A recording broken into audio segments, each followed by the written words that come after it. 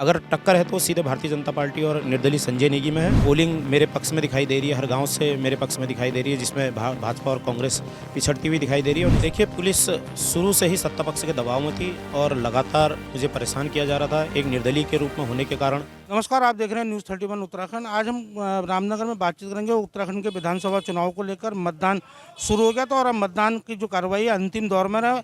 हमारे साथ मौजूद है निर्दलीय प्रत्याशी संजय नेगी, जिन्होंने इस बार सभी राजनीतिक पार्टियों के समीकरण बिगाड़ दिए हैं। पूरी तरह सभी राजनीतिक पार्टियाँ जो है चिंतित हैं कि किस प्रकार का जो है मतदान हुआ, और ख़ासतौर से जो इस बार युवाओं का जो वोट था, जिन्होंने पहली बार वोट डाला, उन युवाओं में भी जो है खासा उत्साह देखा गया। और युवा मतदाताओं के प्रत्याशी के तौर पर देखें तो आपने जो है युवाओं के लिए कई अपनी घोषणाओं में भी बातचीत कही है, तो युवा मतदाता भी काफ़ी प्रभावित था।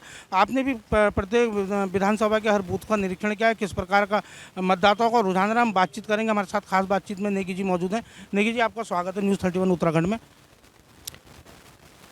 देखिए, जिस दिन से मैंने नॉमिनेशन किया उसके दूसरे दिन से ही लोग मेरे साथ जुड़ने लगे और जो युवा साथियों ने मेरा सहयोग किया। और इस रामनगर विधानसभा में लगभग 61% युवा साथी हैं और जिन्होंने दिन रात एक करके मेहनत करके दोनों ही राष्ट्रीय पार्टियों की नींद उड़ा दी, चाहे वो भारतीय जनता पार्टी हो चाहे वो कांग्रेस हो। हमने पूरा चुनाव मैनेजमेंट उसका बहुत अच्छा रहा और दोनों पार्टियों को बराबर टक्कर दी। और आज जिस तरीके से रुझान आ रहे हैं और जिस तरीके से पोलिंग मेरे पक्ष में दिखाई दे रही है, हर गांव से मेरे पक्ष में दिखाई दे रही है, जिसमें भाजपा और कांग्रेस पिछड़ती हुई दिखाई दे रही है। और निश्चित रूप से मेरे को ये जीत सुनिश्चित दिखाई दे रही है। नेगी जी, जिस प्रकार अगर माना जाए कि रामनगर में जो मुख्य अगर मतदाता है तो मुस्लिम वोटरों का जो है सबसे ज़्यादा महत्व रहेगा कि रामनगर में जो भी विधायक बनेगा मुस्लिम वोट का जो है बहुत निर्णायक उसमें भूमिका रहेगी। तो वहीं मालदन क्षेत्र जो कि अनुसूचित बाहुल्य क्षेत्र है, तो वहाँ भी जो है कांग्रेस अपने दावा कर रही है और बीजेपी अपना दावा कर रही है। और रामनगर में जो मुस्लिम वोट है अधिकतर वो कांग्रेस का जो है कैडर वोट है, तो कांग्रेस के प्रत्याशी और समर्थक अपनी जो है अपनी तरफ उस वोट को आकर्षित करने की बात कर रहे हैं। तो मुस्लिम मतदाताओं का और प्लस जो मालदन में अनुसूचित जाति बाहुल्य क्षेत्र है, वहाँ के मतदाताओं का आपके प्रति कितना रुझान रहा? देखिए, मैं बात करूंगा मुस्लिम मतदाताओं का। आपने देखा होगा निश्चित रूप से सारे युवा मेरे साथ जो है जुड़े हुए थे, लगे हुए थे। और मैं बात करूंगा, जब भारतीय जनता पार्टी की बात आई और कांग्रेस की बात आई तो नॉमिनेशन करने के बाद मैं बराबर टक्कर देता रहा।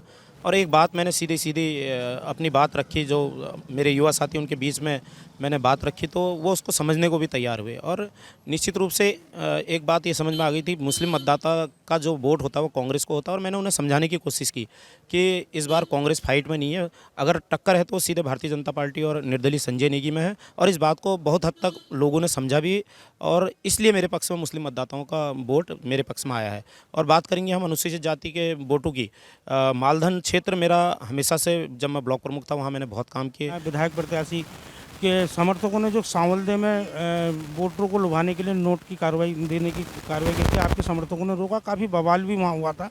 और उसमें सुनने में आ रहा है कि पुलिस प्रशासन ने मुकदमे दर्ज किए हैं, शायद आपके समर्थकों के खिलाफ प्रशासन की एक कार्रवाई रही, तो इस पर आपका क्या कहना है?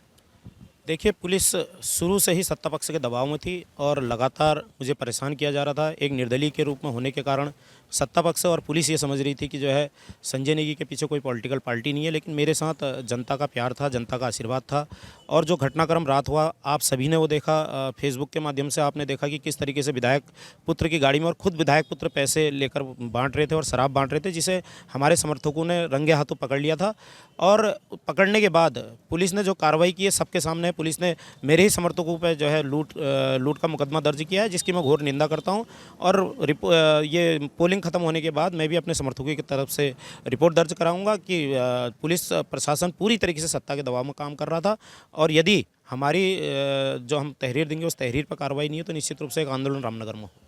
नेगी जी, अंतिम सवाल, जिस प्रकार आपने कहा अपनी जीत का दावा किया, हर वर्ग के वोटरों का आपने कहा कि मेरे समर्थन में वोट पड़ा है, यदि आप चुनाव जीतते हैं तो रामनगर के विकास को लेकर आपकी आगामी क्या योजना है? रोजगार को लेकर क्या आपकी प्राथमिकता रहेंगी और जो युवा बेरोजगार हैं उनको लेकर क्या प्राथमिकता आपकी रहेंगी? देखिए, मैं पहले से कहते आया हूँ कि हमारा रामनगर का जो युवा है वो बेरोज़गार है, बहुत ज़्यादा बेरोज़गार है। दीवान सिंह बिष्ट जी ने 5 साल युवाओं के बारे में यहाँ पे कुछ भी नहीं किया और उनको छलने का काम किया। बाकी जो बात रही आप लगातार पीपीपी मोड पर जो हॉस्पिटल दिया गया है उस हॉस्पिटल की मांग पीपीपी मोड से हटाने की रही, उसके लिए काम किया जाएगा। रोडवेज बस अड्डे के लिए काम किया जाएगा और रामनगर जो है पर्यटन का हब बन सकता है और वहाँ हमारे युवा साथियों को रोज़गार मिल सकता है। वहाँ पे हम रोज़गार को और ज़्यादा बढ़ाने के लिए काम करेंगे और एक लाइब्रेरी, उच्च शिक्षा की एक लाइब्रेरी यहाँ पर खोलने का काम किया जाएगा, जिसमें विशेषज्ञों की नियुक्ति की जाएगी और जो उच्च शिक्षा के जो IAS PCS और उनकी ट्रेनिंग होती है वो ट्रेनिंग देने का काम किया जाएगा, जिससे कि हमारे युवा साथियों को जो है यहाँ पे कंपटीशन के लिए मौका मिलेगा, कंपटीशन में जाएंगे मौका मिलेगा, जिससे उनको रोज़गार मिलेगा। ये काम प्राथमिकता में किया देखिए, आपका कहना है कि जिस प्रकार रामनगर का जो खास तौर पर वोटर है वो मुस्लिम वोटरों की जो है महत्वपूर्ण भूमिका रहेगी रामनगर के विधायक बनाने में। आपने कहा कि मुस्लिम वर्ग का भी समर्थन आपको काफ़ी मिला, तो वहीं मालधन में जो अनुसूचित जाति बाहुल्य क्षेत्र है वहाँ पूरे अनुसूचित जाति के लोगों का गढ़ है। आपका दावा है कि ब्लॉक प्रमुख जिस समय वो थे उस समय मालधन में काफ़ी विकास कार्य किए गए हैं और कांग्रेस के जो कई वरिष्ठ नेता हैं जिन्होंने आज आपके चक्कर में पार्टी को छोड़कर आपका समर्थन किया, वहीं रामनगर में भी विभिन्न बूथों पर आपने अपने समर्थकों के बहाने जो है मतदाताओं का जो सपोर्ट मिला है, जो समर्थन मिला, उसको लेकर अपनी जीत का दावा किया। तो आपने प्राथमिकताएं भी बताई हैं कि जीत के बाद रामनगर के विकास को लेकर किसी प्रकार की कोई कमी नहीं छोड़ी जाएगी। वहीं बेरोजगार और युवाओं को रोजगार को लेकर भी कई यहाँ प्रयास किए जाएंगे। तो वहीं रामनगर में रोडवेज स्टेशन और सरकारी अस्पताल जो पीपी मोड पर है इसको हटाने की कार्रवाई करने के साथ ही युवाओं के लिए जो है उच्च स्तरीय लाइब्रेरी का निर्माण यहाँ कराया जाएगा। अब फिलहाल देखना है कि रामनगर की जनता ने अपना विधायक किसे चुना है और ईवीएम में सभी प्रत्याशी जितने 11 हैं सभी का भाग्य ईवीएम मशीनों में कैद हो चुका है, जो 10 मार्च को खुलेगा कि रामनगर का ताज किसके सिर सजेगा। रामनगर से राजीव अग्रवाल के साथ कैमरामैन बंटी अरोड़ा, न्यूज़ 31 उत्तराखंड। हर खबर में होगी हमारी नजर। खबरों से जुड़ने के लिए हमारे चैनल को सब्सक्राइब करें और बेल आइकन दबाना ना भूलें।